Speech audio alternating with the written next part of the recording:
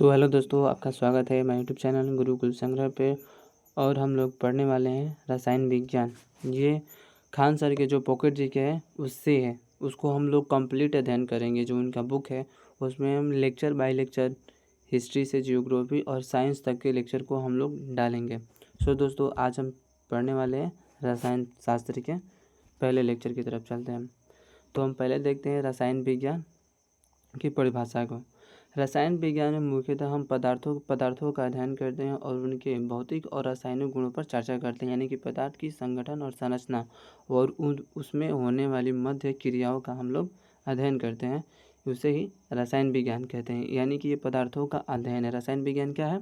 ये पदार्थों का अध्ययन होता है जिसमें हम पदार्थों की पूरी जानकारी प्राप्त करते हैं।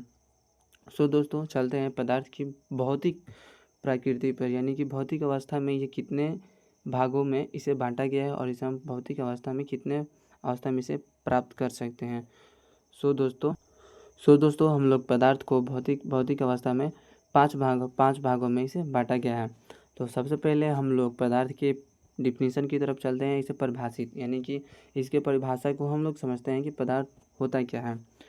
वे वस्तुएं जो स्थान घेरती हैं और जिनमें द्रव्यमान और भार विद्यमान होता है वो पदार्थ कहलाता है। यानी कि जो वस्तुएं जिनमें कुछ भार होता है और जिनका द्रव्यमान होता है वो क्या कहते हैं? पदार्थ कहलाती है। या ब्रह्मांड में या जितनी भी पृथ्वी पर दिखाई देने वाली जितनी भी वस्तुएं हैं जिनमें आयतन, आकार और उनमें भार होता है वो क्या है? सही वस्तुएं क्या हैं? वो पदार्थ हैं। हम लोग उन्हीं को पदार्थ कहते हैं, पदार्थ करते हैं। ब्रह्मांड की दृश्यमान जो हमें वस्तुएं दिखाई देती हैं और जिनका द्रव्यमान होता है, जिसका द्रव्यमान सदैव निश्चित रहता है, उसे क्या कहते हैं? पदार्थ कहते हैं। इसे ना तो निर्मित और ना ही नष्ट किया जा सकता है, लेकिन ऊर्जा और प्रकाश और ध्वनि द्रव्य ये नहीं है, इन्हें हम लोग पदार्थ नहीं मानते हैं। इसके बारे में हम लास्ट में चर्चा करते हैं। इस तीनों के बारे में हम लोग लास्ट में चर्चा करते हैं। इनके आधार पर पदार्थ के आकार, आयतन और संरचना के आधार पर इसे निम्न प्रकार में वर्गीकृत किया गया है।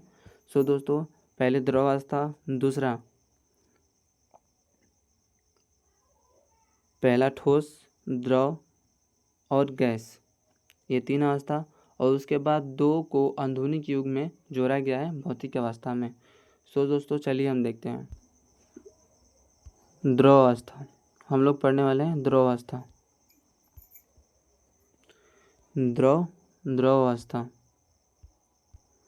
द्रव इस अवस्था में वस्तु का आकार और आयतन दोनों में से कोई भी निश्चित नहीं होता है और इनके जो आंतराणिक बल होते हैं, जो इनके बीच जो बल लगता है, जो इनके अणुओं के बीच बल लगता है, आकर्षण बल, वो अपेक्षा कम होता है, वो ठोस की अपेक्षा में कम होता है और ये पात्र के अनुरूप आयतन ग्रहण करते हैं। यानी कि हम लोग इसे जिस पात्र में रखेंगे उस पात्र को ये ग्रहण कर लेते हैं।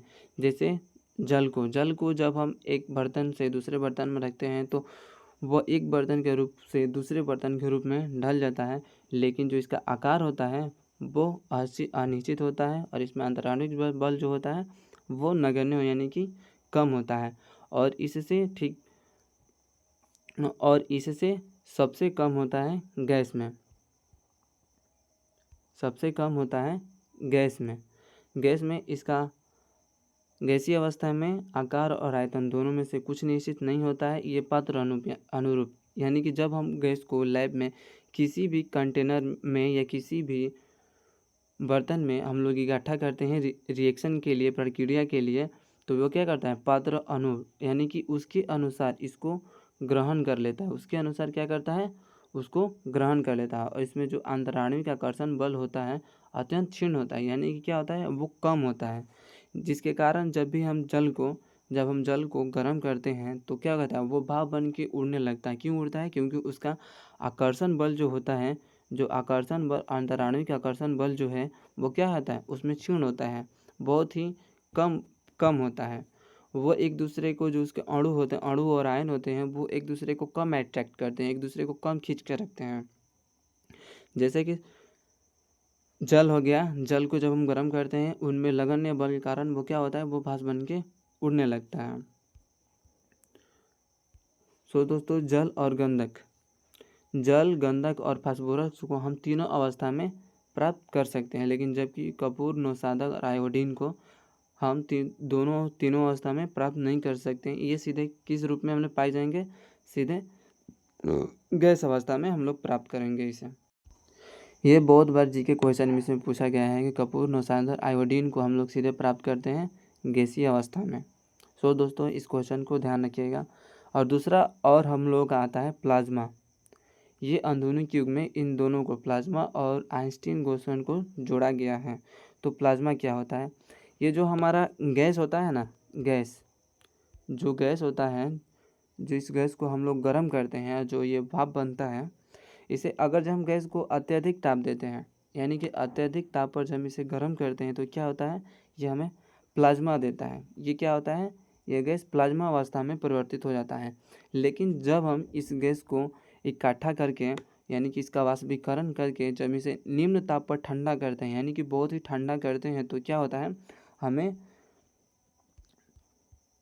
हमें बोस-आइंस्टीन क्वांटम प्राप्त होता है, हमें ये प्राप्त होता है। तो दोस्तों, चलिए हम बढ़ते हैं आगे की तरफ, यानी कि प्लाज्मा होता क्या है। यह द्रव और गैस की अवस्था है जिनमें उच्च ताप परमाणु आयनित रहते हैं। यानी कि जब हम द्रव को गैसीय अवस्था में परिवर्तित करते हैं उस ताप पर, तो ये परमाणु आयनित रहते हैं, यानी कि उनमें धनायन और ऋणायन आयनों की संख्या बराबर होने लगती है। यानी कि जब हम उसको अत्यधिक ताप पर द्रव को हम गर्म करेंगे तो वो भाप बनने लगेगी और आयन में टूटने लगेगा, और आयन में क्या होगा, धनायन और ऋणायन, ये दोनों होगा उसमें, और दोनों बराबर संख्या में होगा। ये अवस्था विद्युत के सुचालक एवं चुंबकीय के अत्यधिक प्रभावित होती है। ठीक उसके विपरीत, जब हम लोग गैस को अत्यधिक निम्न ताप, यानी कि बहुत ही ठंडा करेंगे, तो हमें आइंस्टीन का कंडेंसेट प्राप्त होता है, यानी कि इसे कोड में कहेंगे BEC प्राप्त होता है। इसके खोज भारतीय वैज्ञानिक सत्येंद्र नाथ बोस ने 1920 में कुछ गणनाएं करके पदार्थ की पांचवी अवस्था की खोज की। फिर अल्बर्ट आइंस्टीन ने इसे बोस आइंस्टीन कंडेंसेट नाम दिया, जिसे हम लोग इन्हीं के नाम पर बोस आइंस्टीन कंडेंसेट नाम देते हैं, ये दोनों के नाम पे पड़ता है। तो दोस्तों, ये हमारा हो गया पदार्थ की अवस्थाएं, और हम लोग पदार्थ की भौतिक, यानी कि गलन, क्वथनांक, वाष्पीकरण के बारे में समझेंगे। सो दोस्तों, चलते हैं पदार्थ की भौतिक अवस्था। पदार्थ की भौतिक अवस्था की तरफ। पदार्थ की भौतिक अवस्था में परिवर्तन। ताप, दाब और ऊर्जा के माध्यम से बाह्य बलों के प्रभाव द्वारा हम लोग पदार्थ की अवस्थाओं में परिवर्तन कर सकते हैं, जिसे निम्नवत हम लोग देखेंगे, यानी कि हम लोग नीचे देखते हैं। सो दोस्तों, चलते हैं गलन। यानी कि गलन क्या होता है, गलन यानी कि गलाने की प्रक्रिया। किसी ठोस से द्रव अवस्था में परिवर्तन को क्या कहते हैं, गलन कहते हैं। यानी कि वह ताप बिंदु जिस पर कोई भी वस्तु या पदार्थ गलने लगता है, उसे क्या कहते हैं, गलनांक बिंदु। यानी कि वह ताप पदार्थ का गलनांक बिंदु कहलाता है। जैसे लोहा, जैसे गलन की तरफ गलनांक, ये होता क्या है, किसी पदार्थ को ठोस से द्रव अवस्था में परिवर्तन होता है। यानी कि गलनांक का मतलब होता है हम किसी ठोस अवस्था के पदार्थ को द्रव अवस्था में परिवर्तित करते हैं।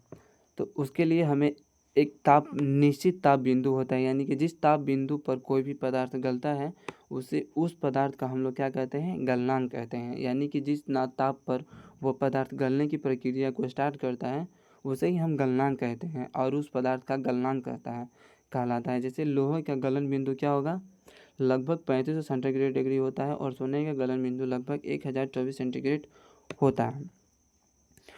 सो दोस्तों, ये गलन बिंदु अपना हो गया, और ये इसमें हम दिखाने की कोशिश करते हैं इसमें। जैसे कि अपना ये ठोस हो गया, ये ठोस अवस्था से सीधे गैस अवस्था में बदलने से पहले ये ठोस को जो हम लोग प्राप्त करते हैं तो क्या होता है, हमें गलन प्राप्त होता है, यानी कि वो गल जाता है, यानी कि वो द्रव अवस्था में परिवर्तित हो जाता है। क्या होता है? वो हमें द्रव अवस्था में प्राप्त होता है, जिसे हम वाष्पीकरण करते हैं तो किस अवस्था में प्राप्त होता है? गैसीय अवस्था में हमें प्राप्त होता है, गैसीय अवस्था में प्राप्त होता है। तो हम हिमैनीकरण, गलन और निष्पेक्षण और ऊर्ध्वाधन को समझे कि ये आखिर होता क्या होता है। सो दोस्तों चलते हैं। पहला होता है वाष्पीकरण। किसी भी पदार्थ, वाष्पीकरण होता है क्या है? किसी द्रव से गैसीय अवस्था में परिवर्तन क्या कहते हैं? वाष्पीकरण कहते हैं। यानी कि जिस ताप पर द्रव का रूपांतरण गैस में होने लगता है तो वह पदार्थ का क्वथनांक कहलाता है, यानी कि भाप में परिवर्तित होने लगता है, यानी कि वो भाप बन के उड़ने लगता है, तो वह क्या कहलाता है? उस पदार्थ का गलनांक बिंदु कहलाता है। संघनन क्या होता है? संघनन यानी कि संघनन का मतलब होता है वाष्पीकरण की यह विपरीत प्रक्रिया होती है। संघनन जो है ये वाष्पीकरण की विपरीत प्रक्रिया होती है। विपरीत प्रक्रिया क्या होती है? गैसीय अवस्था से ठोस अवस्था में रूपांतरण। अब हम लोग इसे द्रव से गैसीय अवस्था में रूपांतरण करते हैं, यानी गैसीय संघनन। यानी कि जब हम जल को गर्म करते हैं तो वो क्या होता है? वह भाप बन के, यानी कि वह भाप बन के उड़ने लगता है। तो हम लोग इसी भाप को जब हम किसी कंटेनर में जमा करते हैं, उसे जब जमा करते हैं तो क्या होता है? हमें द्रव अवस्था में वह प्राप्त होता है। इसे ही हम क्या कहते हैं? संघनन कहते हैं। इसे ही हम संघनन कहते हैं। ये वाष्पीकरण की विपरीत प्रक्रिया होती है, इसे संघनन कहते हैं। अब बताएं हिमानीकरण, हिमीकरण या हिमांक। हिमीकरण या हिमांक, द्रव अवस्था से ठोस अवस्था में परिवर्तन। वह ताप जिस पर द्रव, यानी कि वह न्यूनतम ताप जिस पर द्रव जमने लगता है। क्या होता है? जमने लगता है। जब हम पदार्थ को निम्न सेंटीग्रेड ताप पर गर्म करते हैं तो क्या होता है? वह हिमांक होने लगता है, यानी कि फ्रीजिंग पॉइंट, फ्रीज हो जाता है, यानी कि वह जमने लगता है। तो वह क्या कहलाता है? वह पदार्थ का हिमांक कहलाता है। इसे हम जमने की प्रक्रिया क्या कहते हैं? हिमांक कहते हैं। ऊर्ध्वपातन क्या होता है? ऊर्ध्वपातन यानी कि सब्लिमेशन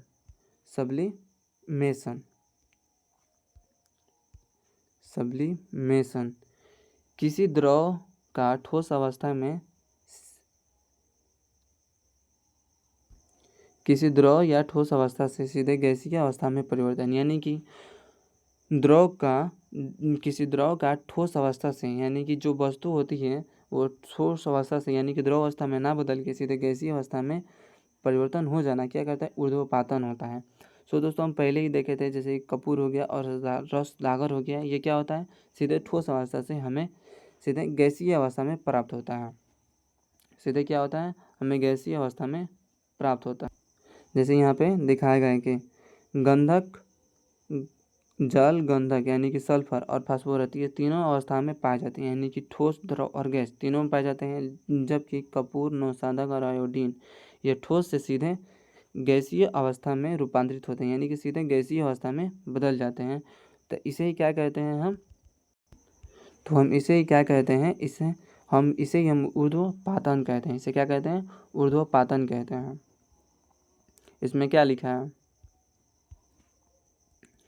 किसी द्रव का ठोस अवस्था से सीधे गैसीय अवस्था में परिवर्तन हो जाना क्या कहलाता है? ऊर्ध्वपातन होता है। जैसे कपूर का जलना, यानी कि ये ठोस में होता है। उसके बाद हम जब इसे जलाते हैं तो क्या होता है?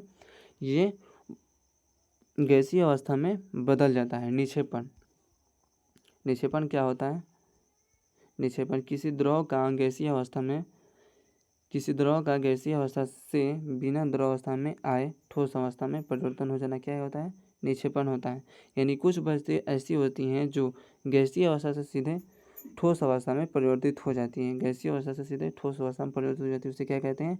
निक्षेपण कहते हैं। सो दोस्तों ये मेरा यूट्यूब पर पहला लेक्चर था।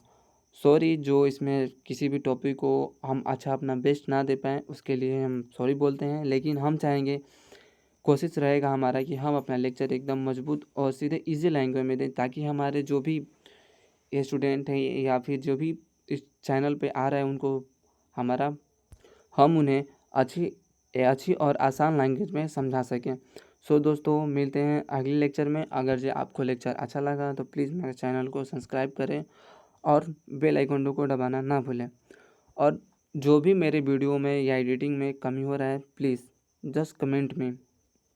सो दोस्तों मिलते हैं अगले वीडियो में। So thanks watch this video.